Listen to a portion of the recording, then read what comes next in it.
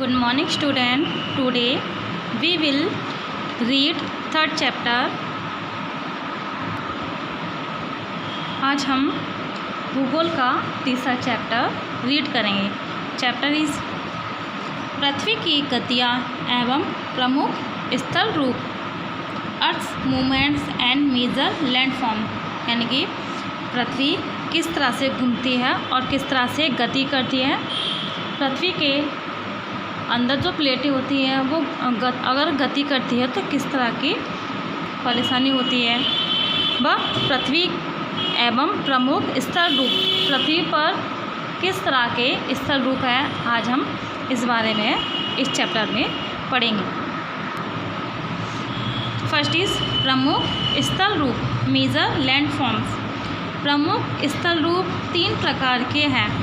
First मैदान, second पठार, third is पर्वत. वी रीड मैदान. फर्स्ट मैदान. यह एक चौरस तथा निम्न क्षेत्र होता है जिसका ढाल अत्यंत मंद होता है.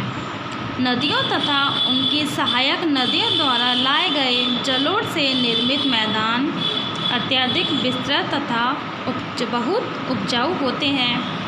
अतएव ये कृषि के लिए उत्तम है तथा अत्यधिक घने बसे हैं. जो मैदान होते हैं वो एक समतल क्षेत्र है जो कृषि के लिए और मकान बनाने के लिए सबसे अच्छी जगह होती है. नेक्स्ट इज पठार, प्लेटिट्यूड्स. इनकी स्थिति पर्वतों तथा मैदानों के मध्य होती है. ये आसपास की भूमि से सहसा ऊपर उठे होते हैं. इनका धरातल कठोर तथा चट्टानी होने के कारण कृषि के लिए अनुपयुक्त होता है, किंतु ये खनिज संसाधनों में संपन्न होते हैं. जो पठार होते हैं इस तरह चित्र में हम देखेंगे. ये भूमि है, इससे थोड़ा ऊपर उठा है. ये चीज़ है, क्या है हमारी पठार. यहाँ पर ना तो हम किसी प्रकार की खेती कर सकते हैं और ना ही रहने के लिए मकान बना सकते हैं. पठार में खनिज संसाधन पाए जाते हैं. द थर्ड इज पर्वत, माउंटेन्स. आसपास की भूमि से अत्यधिक ऊपर उठे भूभाग पर्वत कहलाते हैं. जो सबसे ऊपर ऊंचाई पर स्थित होते हैं वो हमारे पर्वत कहते हैं, जो आसपास की भूमि से बहुत ऊंचे होते हैं. चित्र में देखेंगे इस तरह से ये आसपास की जो भूमि है, सबसे ऊंचा उठा भाग है, तो ये हमारा पर्वत है. ऊंचाई तथा निर्माण की विधि के अनुसार ये अत्यधिक विविधतापूर्ण होते हैं. ये गतियाँ पृथ्वी के आंतरिक भाग में उत्पन्न होती हैं. पर्वत मुख्यतः 4 प्रकार के होते हैं. फर्स्ट इज ब्लॉक पर्वत.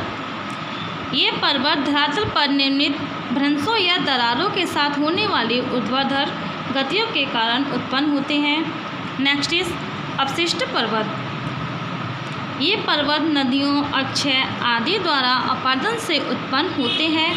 ये ब्रह्म शक्तियाँ धरातल को काट छाट देती हैं, जिससे पृथ्वी का धरातल अत्यधिक विच्छेदन, कटा फटा हो जाता है.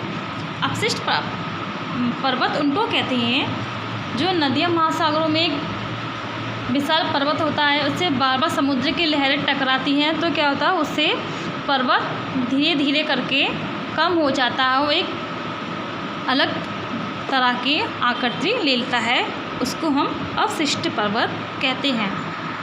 नेक्स्ट इज ज्वालामुखी पर्वत. ये पर्वत ज्वालामुखी उद्गारों से निर्मित होते हैं. जब किसी ज्वालामुखी का विस्फोट होता है तो उसमें से किसी छिद्र या मुख से पिघले हुए पदार्थ बाहर निकलते हैं, जो कालांतर में ठंडे होकर छिद्र के निकट एक शंकु की आकृति में जम जाते हैं. ज्वालामुखी पर्वत उनको कहते हैं जब ज्वालामुखी का विस्फोट होता है तो उसमें निकला हुआ लावा एक जगह इकट्ठा हो जाता है और वो ठंडा होकर जम जाता है, उसको हम ज्वालामुखी पर्वत कहते हैं. नेक्स्ट इज बलित पर्वत. ये विश्व के विशालतम तथा उच्चतम पर्वत हैं. ये पृथ्वी की आंतरिक शक्तियों द्वारा बड़े पैमाने पर होने वाली बलन क्रिया से उत्पन्न होते हैं। ये शक्तियाँ क्षैतिज गतियों को उत्पन्न करती हैं। ये बलित पर्वत होते हैं जो भूमि की आंतरिक शक्तियों में जो आंतरिक शक्तियाँ होती हैं उनसे ये बलित पर्वत निर्मित होते हैं। नेक्स्ट इज पृथ्वी की गतियाँ एवं उत्पन्न स्थल रूप। अर्थ मूवमेंट्स एंड रिसोल्यूटेंट लैंडफॉर्म्स। स्थल रूप में निरंतर परिवर्तन होता रहता है। अनेक आंतरिक ब्रह्म शक्तियाँ तथा प्रक्रियाएँ वर्तमान स्थलाकृति में परिवर्तन करती रहती हैं। ये परिवर्तन धीरे धीरे या अदृश्य रूप से तथा अचानक दोनों प्रकार से होते हैं। धीमे परिवर्तनों को हम अपने जीवन काल में देख तथा अनुभव नहीं कर सकते। धीमी गतियाँ द्वारा दो प्रमुख आकार लक्षण बनते हैं, भ्रंश तथा बलन मीन्स मूड। फर्स्ट इज बलन।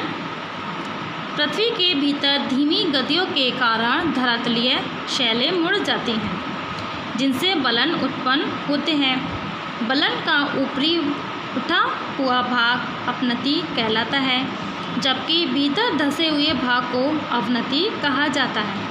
पृथ्वी के अंदर आंतरिक गतियाँ धीरे धीरे उत्पन्न होती हैं, जिससे जो शैलें मीन्स चट्टानें होती हैं वो धीरे धीरे करके मुड़ती रहती हैं और बलन पर्वत बनता है। ये देखिए चित्र है, यहाँ पर हम बलन पर्वत का चित्र दिया गया है, इस पर ये इस तरह से बनी है। तो इनसे क्या होता है, पृथ्वी में धीरे धीरे शैलें जो होती हैं मुड़ जाती हैं और उनसे पृथ्वी का बलन पर्वत का निर्माण होता है। सेकेंड इज भ्रंश फॉल्ट्स। भूपटल पर अनेक विभंग या दरारें पाई जाती हैं, जिनके सहारे स्थलखंडों का विस्थापन होता है। शैलें परतों में तनाव के कारण दरार उत्पन्न हो जाती है, जिसे भ्रंश विकसित होते हैं। शैलों में क्या होता है, ये पृथ्वी पर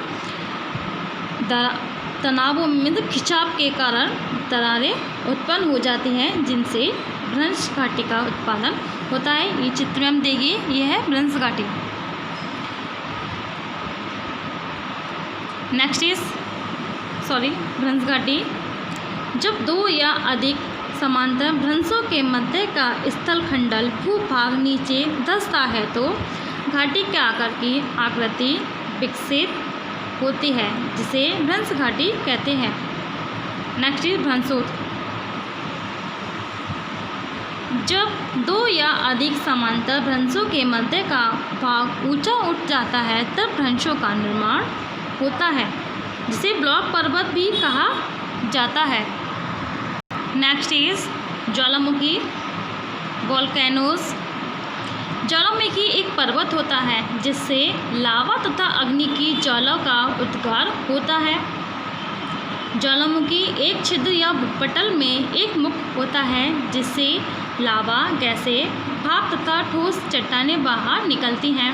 कभी कभी लावा भूपटल की एक गहरी दरार से बाहर आता है और इस प्रकार बाहर निकला पदार्थ मुख के चारों ओर एकत्रित हो जाता है तथा बाद में कठोर होकर ज्वालामुखी पर्वत बनता है। अब हमने इसमें पढ़ा कि ज्वालामुखी पर्वत किस प्रकार बनता है और ज्वालामुखी किस तरह की होती है और उसमें विस्फोट कैसा होता है। ज्वालामुखी पृथ्वी की धरातल पर एक क्षेत्र होता है जिसमें एक बहुत बड़ा छिद्र होता है। ज्वालामुखी पृथ्वी में हो रही आंतरिक गतियों के कारण ज्वालामुखी आती है।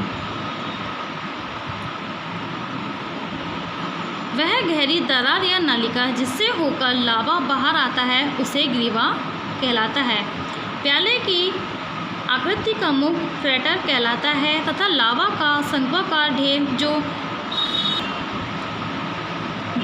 जमकर एक पहाड़ी का रूप धारण कर लेता है शंकु कहलाता है। लावा के उद्गार होने पर तथा जमने की संपूर्ण प्रक्रिया को ज्वालामुखी क्रिया कहा जाता है। जब तक उष्ण तथा द्रवित पदार्थ पृथ्वी के धरातल के भीतर रहता है तब तक उसमें मैग्मा कहा जाता है, किंतु जब यह मैग्मा पृथ्वी के धरातल पर आता है तब इसे लावा कहते हैं। लावा का प्रभाव उसकी शैलता तथा चिपचिपाहट तथा गाढ़ेपन पर निर्भर करता है। नेक्स्ट, ज्वालामुखी क्रिया के कारण। पृथ्वी के धरातल के नीचे तापमान बढ़ने के कारण शैलें द्रवित अवस्था में होती हैं, जिसे लावा कहते हैं। जब वर्षा का जल या समुद्री जल छिद्रों से होकर पृथ्वी के भीतरी भागों में पहुंचता है तो ऊष्मा वाष्प तथा गैस में बदल जाती हैं। जब कभी लावा तथा गर्म गैसों का कोई कमज़ोर शैले वाला क्षेत्र या दरार या छिद्र मिल जाता है तो वे एक विस्फोट के साथ पृथ्वी के धरातल पर आ जाते हैं। नेक्स्ट इज ज्वालामुखी के प्रकार। ज्वालामुखी अनेक प्रकार के होते हैं, लेकिन क्रियाशीलता के आधार पर इन्हें 3 रूप में विभक्त किया गया है। फर्स्ट, सुप्त ज्वालामुखी, सेकंड, सक्रिय ज्वालामुखी, थर्ड, मृत ज्वालामुखी। वी रीड सुप्त ज्वालामुखी। ये वे ज्वालामुखी हैं जिनमें अतीत काल में उद्गार हुआ था। अब वे शांत हैं, किंतु उनमें कभी भी उद्गार हो सकता है। सुप्त ज्वालामुखी वो होती हैं जो अतीत में मतलब मीन्स कई साल पहले ज्वालामुखी में विस्फोट हुआ था, लेकिन वह अब शांत हैं, लेकिन उनको पता नहीं उनमें कभी भी विस्फोट हो सकता है। ये ज्वालामुखी बहुत हानिकारक होते हैं क्योंकि ये धोखे में रखते हैं। इनमें कभी भी विस्फोट हो सकता है। ये ज्वालामुखी ऐसे हैं सुप्त, इनमें कभी भी विस्फोट हो सकता है। सेकेंड, सक्रिय ज्वालामुखी। ये ज्वालामुखी सदैव सक्रिय रहते हैं, अर्थात इनसे निरंतर उद्गार होते रहते हैं। विश्व में 500 से भी अधिक सक्रिय ज्वालामुखी हैं। इनमें से अधिकांश प्रशांत महासागर के किनारे एक वलयाकार पेटी में स्थित है, जिसे अग्नि वलय कहा जाता है। सक्रिय ज्वालामुखी, इनमें कभी भी विस्फोट हो सकता है, ये हमेशा सक्रिय रहते हैं। नेक्स्ट इज मृत ज्वालामुखी। ये वे ज्वालामुखी हैं जिनसे सुदूर अतीत में उद्गार हुआ था, किंतु अब वे सक्रिय नहीं हैं तथा भविष्य में भी इनके सक्रिय होने की कोई संभावना नहीं है। ये वे ज्वालामुखी हैं जो एक बार विस्फोट होकर नष्ट हो चुकी हैं, लेकिन इनमें भविष्य में कभी भी विस्फोट नहीं होगा। नेक्स्ट इज भूकंप, अर्थक्वेक। पृथ्वी के धरातल का अचानक हिलना या कांपना भूकंप कहलाता है। यह ऊर्जा जिस बिंदु पर उत्पन्न होती है उसे भूकंप मूल कहा जाता है, जो भूपटल के नीचे या मेंटल में स्थित होता है।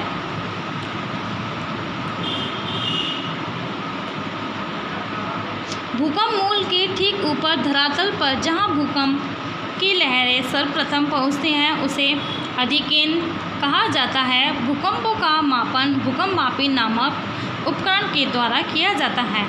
भूकंप का अध्ययन करने वाले विज्ञान को भूकंप विज्ञान कहते हैं। भारत में भूकंपों की आवृत्ति हिमालय तथा उसकी तलहटी एवं गंगा ब्रह्मपुत्र घाटी में सर्वाधिक मिलती है। उत्तरी 26 जनवरी सन 2001 को भुज गुजरात में भी भीषण भूकंप आया, जिसमें 30,000 लोग मारे गए। नेक्स्ट, भूकंप के प्रभाव में भूकंप से क्या हानि है और भूकंप से क्या लाभ है। भूकंप से हानि, भूकंप से सड़क, रेल पट्टी, पुल, बिजली के खंभे आदि टूट जाते हैं। भूकंप से मकान नष्ट हो जाता है। भूकंप प्रभावित क्षेत्रों में भूस्खलन क्रिया तेजी से होती है, जिससे बड़े बड़े भूभाग धंस जाते हैं। इससे भूकंप से हानि होती है। अब हम पढ़ेंगे कि हमें भूकंप से क्या लाभ होता है। समुद्री भाग में भूकंप आने से तटीय भाग नीचे धंस जाता है, जिससे गहरी खाइयों का निर्माण होता है, जिसके फलस्वरूप बड़े जलयान तटीय क्षेत्र तक पहुँचते हैं। इससे व्यापार में सहायता मिलती है। भूकंप आने से बहुमूल्य खनिज पदार्थ पृथ्वी के आंतरिक भाग के धरातल पर आ जाते हैं। भूकंप आने से जो जगह में कभी कभी स्थल हमारा रूप धंस जाता है। जो खनिज पदार्थ हमारे पृथ्वी के आंतरिक मीन्स सबसे नीचे भाग में स्थित होते हैं वो भूकंप के द्वारा ऊपर आ जाते हैं। नेक्स्ट इज भूकंप से बचाव। हमें भूकंप आने पर क्या करना चाहिए और किस तरह से अपना विचार करना चाहिए। यदि आप खुले क्षेत्र में हैं तो तुरंत पेड़, बिजली के तार व खंभों से दूर जाकर खड़े हो जाएं। सेकेंड, यदि आप कार चला रहे हैं तो आप कार छोड़कर बाहर खुली जगह में खड़े हो जाएं। यदि आप मकान बहुमंजिला में मीन्स मकान की दूसरी या तीसरी मंजिल में है तो मकान से बाहर निकलकर सिर को हाथ से व तकिए से ढक लें। नेक्स्ट इज कश्मीर भूकंप एक प्रतीक अध्ययन। अक्टूबर 2005 में पाकिस्तान, अफगानिस्तान तथा भारत में एक विनाशकारी भूकंप आया जिसमें 40,000 से अधिक लोग मृत्यु को प्राप्त हो गए, 70,000 लोग घायल हो गए, 5 मिलियन लोग बेघर हो गए तथा अनेक गांव और नगर तहस-नहस हो गए। इस भूकंप की तीव्रता रिएक्टर मापक 7.6 थी। जब इस भूकंप को रिएक्टर पैमाने पर मापा गया था तो ये भूकंप 7.6 की तीव्र गति से आया था। मुजफ्फराबाद में 2/3 इमारतें नष्ट हो गईं। अस्पताल में इमारत के क्षतिग्रस्त होने से डॉक्टर तथा नर्सों सहित 200 लोग मारे गए। स्कूलों में भी हजारों बच्चे इमारत में दब गए। आज़ाद जम्मू कश्मीर विश्वविद्यालय की इमारत ढहने से लगभग 600 लोग जिंदा दब गए। सीमा नियंत्रण रेखा पर 38 सैनिक की मृत्यु हो गई।